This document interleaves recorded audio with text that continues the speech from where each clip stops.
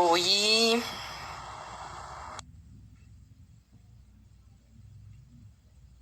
Oi, gente, boa noite. Já tô chamando a Gabi aqui pra entrar com a gente. Aí, Oiê, belíssima. Oi, Gabi. querida. Dando um tempinho pro pessoal entrar aqui. Então, Oi, Gilberto, Tirana. Vocês estão ouvindo bem, gente? Depois só fala pra gente que tá rolando bem de ver e ouvir a gente, tá? Por favor. Gente, então, só pra gente ir começando, enquanto a galera vai entrando, que a maioria do pessoal que tá entrando aqui já vem acompanhando a nossa saga de isolamento. Mas está sendo uma saga muito saborosa. Oi, Flor! Tudo bem? E, enfim, só para contextualizar, por um acaso se alguém estiver entrando pela primeira vez, a gente está aqui no Insta, @temporaldanca, né? O Temporal é um projeto de extensão vinculado aos cursos de dança da Universidade Federal do Ceará. E eu mantenho aqui também nos cursos e aberto a toda a comunidade um grupo de pesquisa chamado Dramaturgia do Corpo Espaço, voltado para improvisação e para composição em tempo real, em dança. E aí começou esse período de isolamento, a gente teve que tomar uma decisão muito rápida, na verdade no mesmo dia, na própria segunda, sobre o que fazer. E aí a gente ficou pensando em qual seria o canal de comunicação, e por conta de uma das pessoas que não conseguia entrar no Skype nem em outro lugar, falou, tem que ser pelo Insta. E a gente começou a primeira live por um acaso, e aí deu super certo. Estamos aqui toda segunda-feira às 19h batendo ponto. E eu acho que a Gabi Santana faz parte de um movimento muito massa que está acontecendo, que é das pessoas que toda segunda estão batendo ponto aqui com a gente, né, e fazendo esse espaço cada vez mais virar um espaço de desenvolvimento, de pesquisa mesmo, e de troca de ideias, né? Então, esse mês, assim, está sendo muito massa, porque são as pessoas que estão se aproximando pelas lives, né? Ou se reaproximando. Gabi, já tinha um tempão que a gente não se encontrava, né, Gabi? Verdade. Conversar que não concretizava, né, Ana? E esse namoro de participar do temporal vai participar pela primeira vez virtualmente, mas tudo bem. Tá maravilhoso. E é isso. Obrigada, Maria Clara. Então, eu queria, né, passar a bola para a Gabi Santana se apresentar, falar um pouquinho de, né, o que ela tem feito, como tem sido o percurso dela na dança e na improvisação, e especialmente esse momento atual de pesquisa, que é o que ela vai compartilhar um pouco com a gente hoje. E aí, só lembrando, gente, a gente está deixando sempre as lives gravadas, 24 horas aqui, e aí a gente está precisando um pouquinho de tempo para ir postando no canal do YouTube do Temporal, mas a gente está postando tudo lá. Então eu queria convidá-los a se inscreverem no canal do Temporal lá no YouTube e acompanharem, né, os conteúdos que a gente está deixando lá, tá bom? É isso, Gabi, boa noite, obrigada.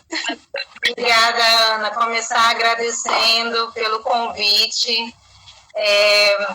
E também as pessoas que estão entrando na sala, um monte de gente querida, já estou vendo aí chegando, gente que trabalho junto, já trabalhei, é muito gostoso saber que a gente vai conversar, né? E hoje eu estava lendo um pouquinho sobre subjetividade e pensando o quanto que a gente constrói subjetividade nesse momento, né? Onde os encontros mudam, e as relações vão trazendo novas formas da gente pensar, né? Si próprio, o outro. Então, para mim, esse espaço é um espaço que eu posso falar um pouco do que eu faço, escutar. E eu acho que o nome da live, né? Que é Improvisações Afrodiaspóricas, também fala um pouco desse lugar de articular um conhecimento que eu vivencio em outro contexto, né? Então, isso também, para mim, é muito rico e muito especial poder articular e mediar um conhecimento. Vou falar bastante um pouco desse lugar que eu venho experimentando e que também é, de alguma forma, uma entrada para falar e pensar um pouco a improvisação. Um pouco, acho que não, na verdade, o meu lugar de entrada na improvisação, ele é muito estimulado por esse contexto, que eu vou falar um pouquinho mais. E são lugares que eu venho buscando para poder improvisar, né? Eu acho que eu me encaixo bem onde eu consigo improvisar.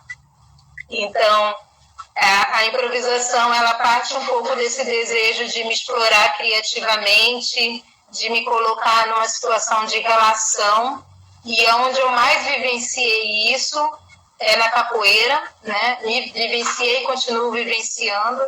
Então, isso abriu alguns portais para mim, para olhar para a minha dança. E agora, no doutorado, eu tenho levado essa ideia da estrutura do jogo para poder olhar também outras expressões que dialogam com a capoeira. Acho que o ritmo tá bom, gente? Tá ok? Uhum. Bom, aqui tá ok, Gabi. Esse lugar central do jogo, ele, na verdade, ele está sendo expandido agora no doutorado. Então, eu me proponho a olhar para jogos de combate da afrodiáspora. Muita coisa, né? Mas, dentre tantos jogos, porque também existem jogos nas nossas expressões populares, de tradição, então acho que isso também é um lugar bem importante para a gente mudar um pouco a chave, né? Nem toda dança da tradição se dá no encadeamento de um passo ou numa construção dramatúrgica. Então, o jogo está presente em muitas expressões. E falando dessa relação de jogo e luta, a gente também consegue expandir para algumas danças, como penso na roda de improvisação do frevo, dá para pensar no magulhão, do cavalo marinho.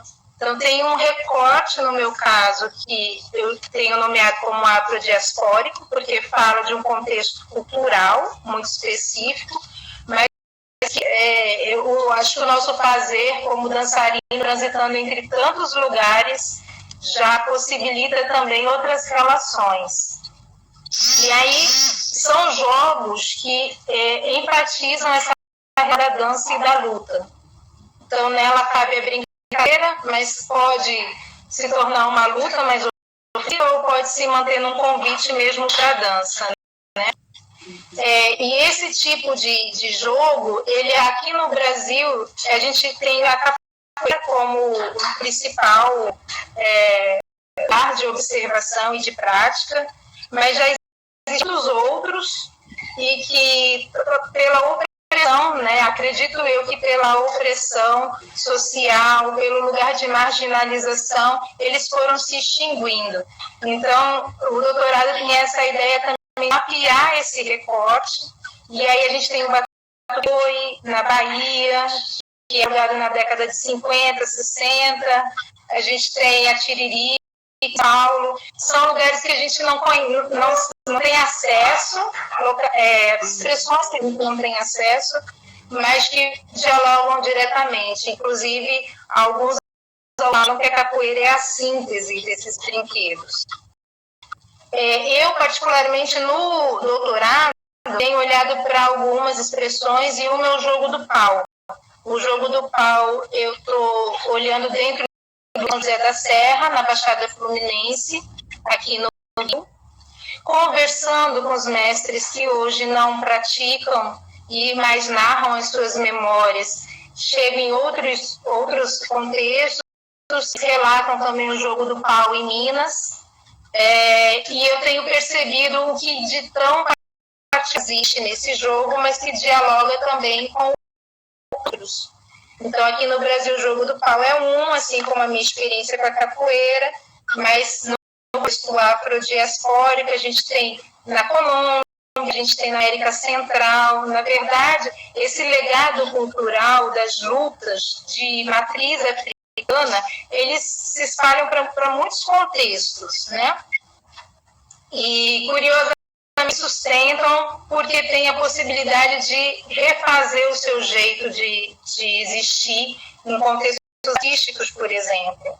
Então, o machete e o budão, que é uma das expressões da Colômbia, que também tem no Haiti, em Cuba, ela acontece também no contexto folclórico, né? Mas é um lugar de vizinhança. Então, são essas estratégias. É curioso, um lugar de tanta tradição, consegue improvisar e se fazer presente de tantas outras formas. Então, também para mim é muito político trazer jogo de combate, porque eu acho que além dessa capacidade de improvisar, ele também se coloca politicamente, né? Porque são jogos que resistem a uma lógica colonial. Jogos compõem nossas narrativas negras, exatamente. Isso mesmo. Então, esse contexto político é um contexto que vai variando, né? Então, assim, a capoeira, ela muito bem soube se disfarçar e construir outras formas, mas o machete, por exemplo, e quem quiser pode ver na minha lista no YouTube, eu preparei uma lista para vocês poderem também acessar. É uma luta que acontece no processo de independência da Colômbia. Então, os macheteiros vão para a linha do fronte e para lutar com esse conhecimento. A Thalita está falando que não está conseguindo ver e ouvir. É só a Thalita? Então, ok, estou falando para ela tentar reiniciar. Não sei se mais alguém está com problema, gente. Não sei. Bom, então, essa questão de como cada jogo de combate vai se estruturando dentro de um território também é algo que precisa ser olhado com muito cuidado, né? No doutorado a gente pode fazer isso através de estudos de caso, mas a minha estratégia, e agora cada vez mais nesse momento de pandemia, é pensar nos estados que eu experiencio e procurar escutar desses mestres também quais são os estados e o que se sente e como se expressa esses códigos, essa corporalidade, porque eu acredito, enxergo e vivencio um estado de expressão muito peculiar, né? Então, isso poderia também ser visto pela estrutura, pelos processos, mas eu procuro olhar como que as atividades que se reiteram, como os fazeres que se reiteram e vão criando rituais, vão gerando um estado de corpo específico, né? E isso pode ser na hora do jogo, mas também pode trazer, assim, uma semana antes. Cada expressão tem um contexto. Na capoeira existem vários rituais que a gente tem, do que comer, o que não é bom fazer, porque é um estado de percepção e de conexão que se apresenta. E para não ficar muito ensimesmada essa experiência que acontece no meu corpo, eu estou olhando para esse campo coletivo, porque ao reiterar algumas ações, eu vou construindo um campo coletivo que é cheio de memória, que é cheio de história, que cria identidades, né? E aí, assim, na nossa contemporaneidade, falar identidade é uma questão, mas essa identidade ela não está congelada.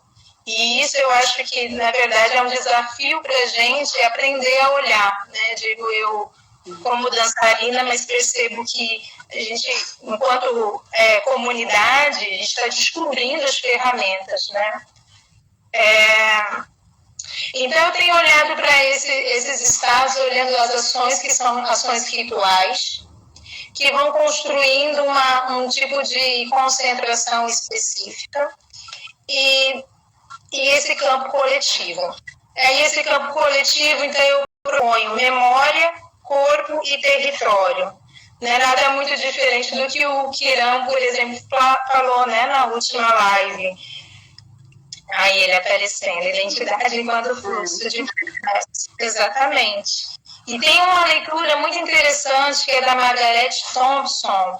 Ela faz um estudo bem complexo sobre os rituais Yorubá. É uma norte-americana, né? E toda a escrita dela é tensionada pelo parâmetro dela sobre o que se entende por ritual dentro dos estudos da performance. Então, ela fala dessa ação de reinteração a partir da recuperação de comportamento, que é algo que Richard Schechner coloca para a gente, né? E aí ela vai tensionando essa visão dela e como os próprios performers vão se identificando nesse corpo ritual.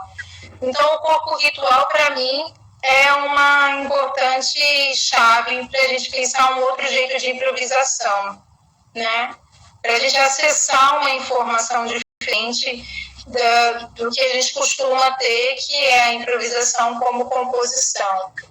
E a gente está compondo o tempo todo, mas o que se sustenta é a relação de surpresa, de desafio, né? Eu me lembro que agora, estou vendo o Gerson falar aqui, e lembrei de uma oficina que foi ministrada lá com o Joubert, na Associação Cariri, e em algum momento, assim, na hora, eu falei, gente, não pense em improvisar, vamos se relacionar, pense em se relacionar. E aí desconstruiu uma série de hábitos, né, que nós, no momento da composição, a gente já acessa. Então, o que acontece nesse corpo, né? É que a gente chama de improvisação, né, Gabi? Que isso é uma das questões também que a gente está trazendo muito nas lives para problematizar isso. Que lugar é esse que a gente fala de improvisação, que parece que a gente já acessa, né, todo esse universo da dança contemporânea, toda essa relação com as referências europeias e norte-americanas, que ok, massa, inclusive a minha formação vem por aí, e eu assim, particularmente me identifico com essa informação, ao contrário, né, de outras experiências, de outros bailarinos, mas a improvisação não está só nesse lugar, não vem só desse lugar e não foi criada necessariamente por esse lugar, né? Então, isso é muito importante também da gente sublinhar, porque dá espaço para que coisas que já vinham acontecendo antes, desse lugar da ancestralidade, da cultura popular, da cultura negra, da cultura indígena, também comecem a emergir nesse outro espaço, que é o espaço da academia, né? Nesse outro espaço que é pensar a dança e a improvisação também, né? Exatamente. Só uma coisinha, porque a Thalita fez um comentário e uma pergunta aqui, que você respondeu alguma coisa já, mas eu acho que talvez você queira falar um pouco mais sobre isso. Ela falou, você está tratando identidade a partir de algum autor ou a partir de algum pensamento afrodiaspórico? Outra é difícil, né, de falar. E aí, enfim, tem comentários aqui também, tá? Da Soraya. Posso responder de Thalita? Minha irmã, somos muito amigas já desde a graduação e tem um trabalho incrível também sobre também esse contexto afro-brasileiro. Thalita, eu estou usando um pouco o escopo do Stuart Hall, né? Paul Gilroy, então é uma galera que trabalha a diáspora, a ideia da diáspora, e por isso a ideia do afrodiaspórico, porque existe nesse processo de identidade uma série de supressões, uma série de reinvenções. Então, isso, na verdade, eu acho que se relaciona com essa dificuldade da gente de olhar e perceber que a coisa está tão dinâmica, porque a gente automaticamente, o mania hoje de falar na terceira pessoa, acho legal trazer para mim, porque foi o meu processo de descolonizar o pensamento, foi perceber o quanto que eu precisei me imbuir no processo, na minha vivência com a capoeira e descobrindo essas mudanças. E hoje em dia é muito rápido perceber o quanto que cada identidade se constrói de um jeito específico, na própria capoeira mesmo, né? Então eu estou usando esse escopo teórico, minha produção aqui me ajudando. Então, a gente está usando esse contexto textual aí para falar um pouco dessa identidade que é móvel, né? E que, na verdade, são representações sociais, mas que se dão através de uma reinvenção contínua das nossas subjetividades. E aí eu acho que eu já vou puxar um pouco, eu falei desse campo imantado, né, coletivo, ele vai gerando então essas memórias. Então, à medida que eu estou conectada nesse campo, assim como outros jogadores e mestres relatam para mim, eu acesso uma outra temporalidade. E aí acho que isso também é um aprendizado para a gente, porque quando a gente está improvisando enquanto dançarino, a gente acessa o nosso eu biográfico. A gente acessa as nossas questões, né? Mas nesse campo a gente está acessando num contínuo essa relação cultural que traz um pertencimento para esse grupo que experiencia isso, né? Então essa subjetividade, ela dá um espaço muito intenso para você recriar e viver esse devir também a partir das mesmas referências, que todo mundo ali está coadunando, está todo mundo experimentando, né? Então, eu acho que isso é uma grande questão para mim, e aí tem um princípio nisso, o que o Zeca Ligiero, que é o meu orientador, entende como força motriz. Eu acho importante colocar, porque som, música e movimento é uma relação intrínseca. Eu me lembro dando aula na graduação, a gente chegou numa perguntinha que é: o que cada dança quer dançar? Né? O que é importante para cada dança dançar? Né?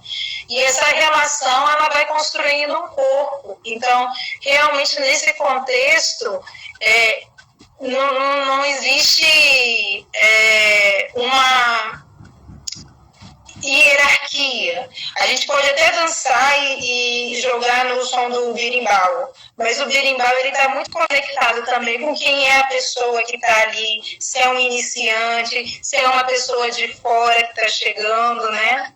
E aí também tem outras expressões como a ládia da Martinica, que eu também estou estudando, e pude fazer aula com Dimitri Drácios, em São Paulo, um martinicano, inclusive o único no Brasil, então assim, uma honra poder estar com ele. Fiquei uma semaninha só, a princípio.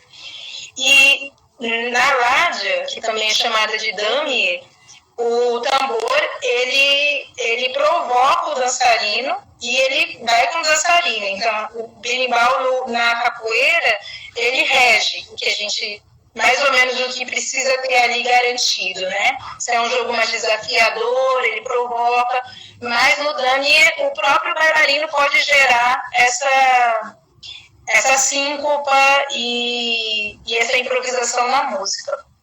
Então, essa é uma força motriz muito importante, mas não é a única, né? Quando a gente fala das ações rituais, elas podem acontecer. O machete e gordon, ela não acontece com a música, só em contexto folclórico. Então, existem uma série de variantes, e a ideia não é trazer, não é aprofundar em uma só, não poderia fazer isso com uma vida. Eu tenho que estudar e vivenciar isso muitas vezes, mas talvez eleger essas forças que vão dando uma corporeidade ritualística, né? Acho que também tem uma outra... Não, é só porque a gente tem comentário e pergunta. Eu posso fazer aqui? Então vai ficando muito para trás, né?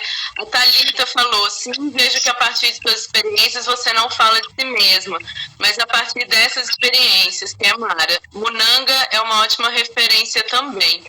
E aí depois, lá para frente, depois de uma pergunta do Jubé, ela fez a pergunta: a partir do ritual? Mas aí eu já não sei mais aonde que ela estava comentando isso. Se você puder falar, Thalita. E o Gilberto tinha uma pergunta: como o corpo se apronta afrodiasporicamente? Como o corpo se apronta? É essa a pergunta? Como apronta? Isso.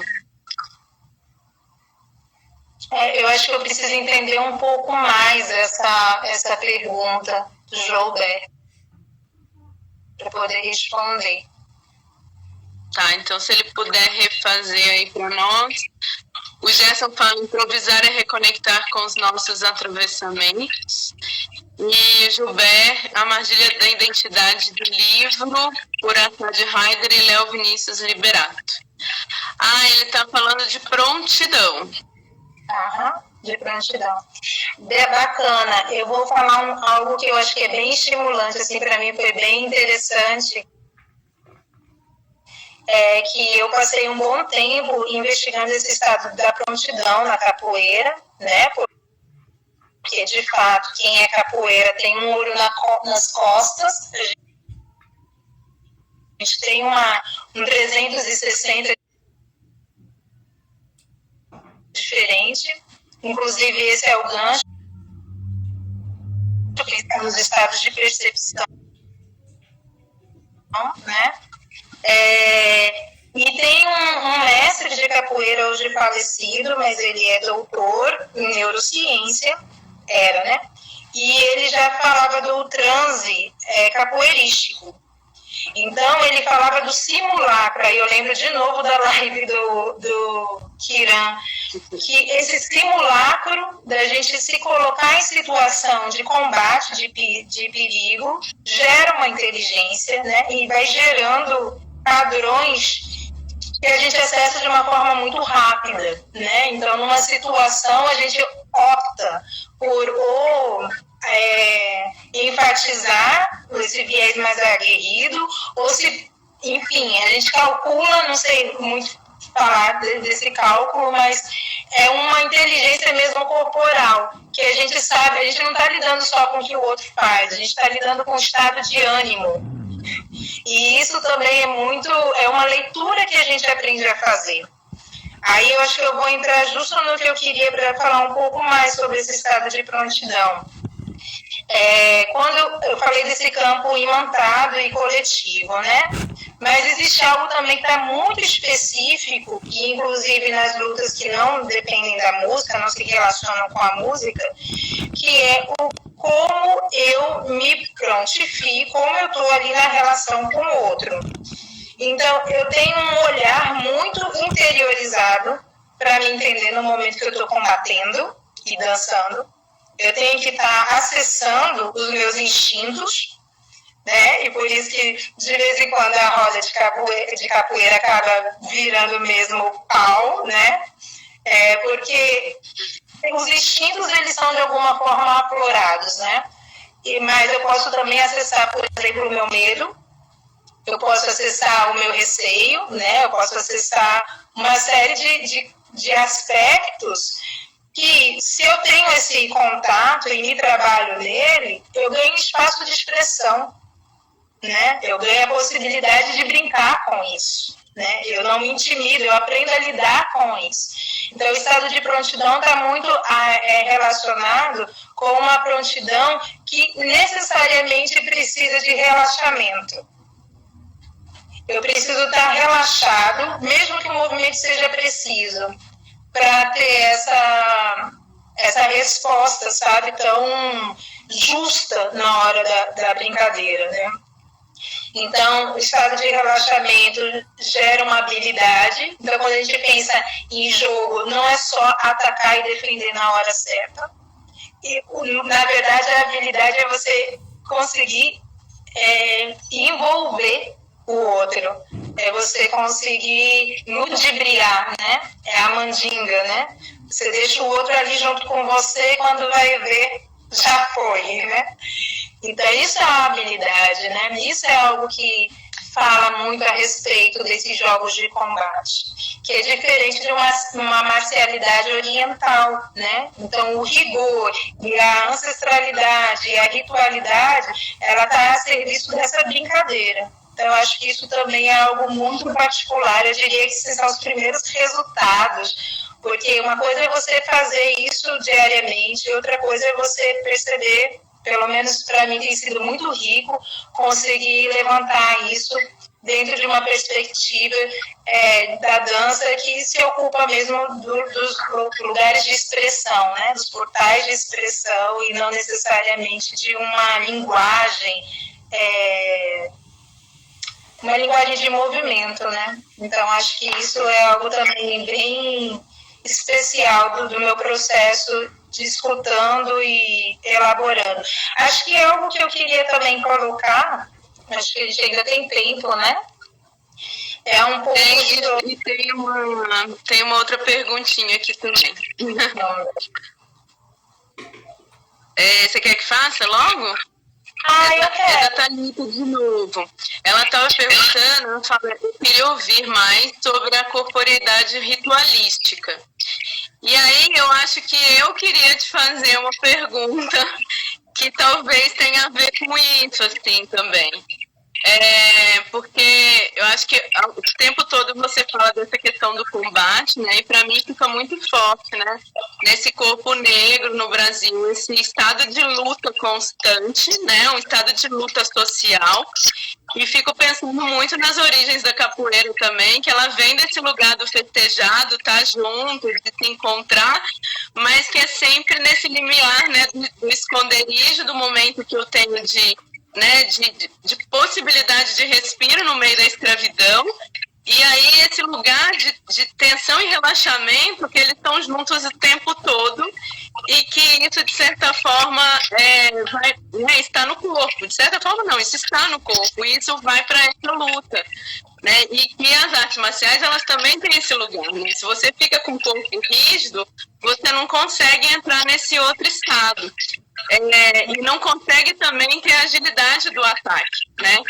Então, acho que dentro dessa pergunta dela, assim, sobre essa corporeidade ritualística, eu queria também te fazer essas perguntas, assim, como que você vê isso, né? Essa relação da tensão e relaxamento dentro desse corpo em estado de luta constante, né? Certo. Tá, eu acho que existem, as perguntas se encontram, mas eu vou procurar passar um pouco sobre o que eu venho compreendendo e acessando de ritualidade nesse contexto, né, dessa corporeidade, que ela é, de alguma forma, ela é coletiva à medida que ela traz referências culturais muito específicas, né, que são referências culturais de uma África que aqui se reinventa, né, e que, na verdade, é reinventada em cada um desses territórios que eu vou analisando ou vivenciando, né. Bom, e aí eu acho que é interessante trazer essa camada, vai direto na sua pergunta também, Ana, nessa camada cotidiana, porque esse corpo que ele acessa uma ritualidade na hora ali, ele reitera um comportamento, na verdade ele vivencia, né, ao longo da sua vida, uma série de outras situações que convergem para esse lugar, né. Então, por exemplo, no jogo do pau, que é onde eu falei, né, que eu estou fazendo uma das pesquisas de campo, é muito lindo, sem querer romantizar, porque também é muito dura a vida dessas pessoas, né? Quando o seu Jorge fala, é do ritmo do lugar, é tudo do ritmo do lugar. Então, eles andam, o jogo do pau, eu não expliquei bem, ele é um bastão, um único bastão, e eles usam esse bastão para tudo, para ir para o mato, para afastar cachorro, entende? Para abrir caminho, né? E como o seu Zé Inácio fala também, para experimentar o camarada. Então o tempo todo a coisa tá ali com ele, é quase uma extensão, né? Então, nesse ritmo do lugar, a corporeidade, ela está completamente dialogando com o fazer deles, que é trabalho, né? E que na hora do jogo também vira uma outra coisa, né? Então, essa ritualidade, para mim, ela parece só que se potencializa, mas ela é construída na repetição de ações diárias. E corpos são esses, né? Quando você fala corpos negros, nesse contexto de jogo de combate, historicamente, são pessoas que têm a força braçal, né? Estão trabalhando, né? E que encontram nessas expressões ou um momento de transgressão, e ali eu brinco, faço a minha farra, faço a minha brincadeira, né? Ou de comunhão, onde eu celebro e me fortaleço no outro, né? Com o outro. Então, a corporeidade, ela é cotidiana e ela é o tempo todo potencializada. Então, para falar dessa ritualidade, eu tenho que olhar para cada expressão, porque senão a gente cai, talvez, no risco que é de estigmatizar. Por exemplo, na capoeira, grande parte dos nossos cantos são para caboclos. E não é todo mundo que sabe isso, né? Então é um culto para Umbanda. Então a gente está evocando, convocando, ou pelo menos tem uma consciência. Mas não é todo mundo que vive a espiritualidade nesse lugar de religião. Então vê que possível, né, esse lugar de ritualidade, eu posso acessar um lugar religioso, como eu posso simplesmente me manter, de alguma forma, nessa conexão e criando outros sentidos e significados. Mas fato é que eu acho que isso imanta e cria um campo de potência ao outro, entende? Então, no jogo do pau era isso. Eu fui muito nessa expectativa de achar que, assim como a capoeira, tinha essa coisa, né? Como a capoeira, ela esteve presente em algumas das nossas guerras, como a Guerra do Paraguai. Então, a nossa força lá estava, né? Os próprios capoeiristas estavam em linha de fronte.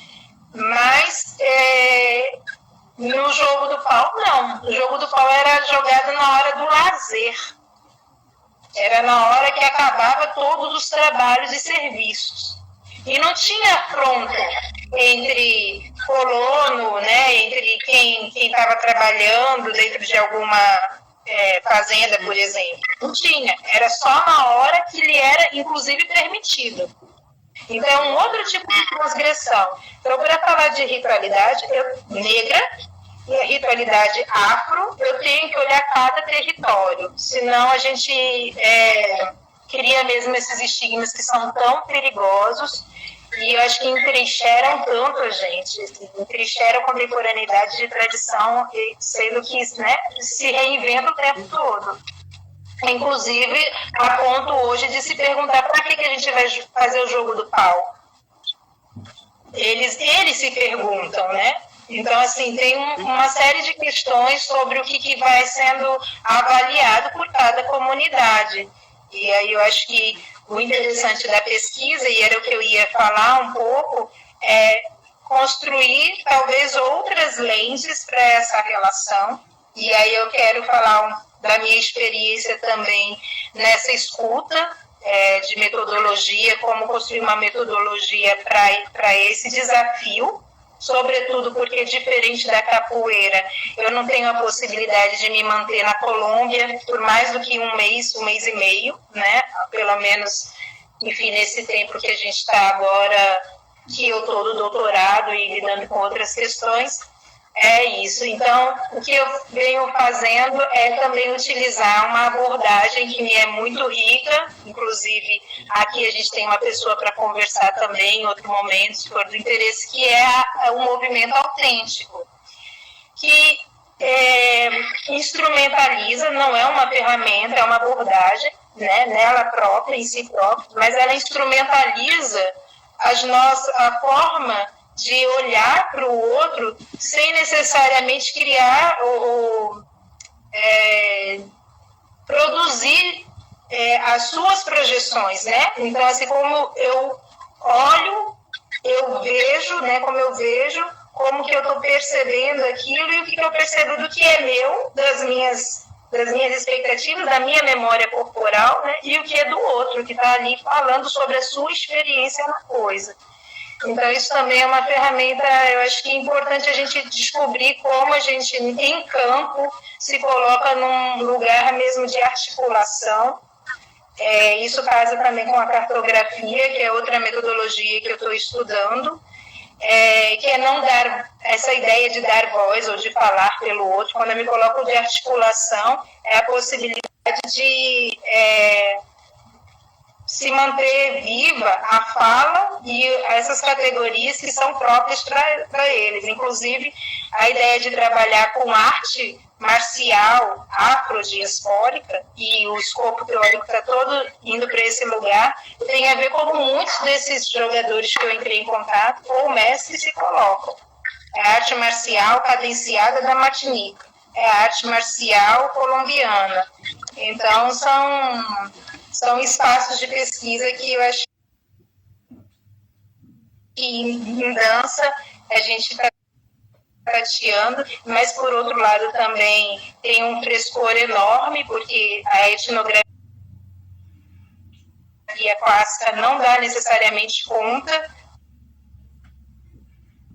dessas questões que a gente produz em termos de subjetividade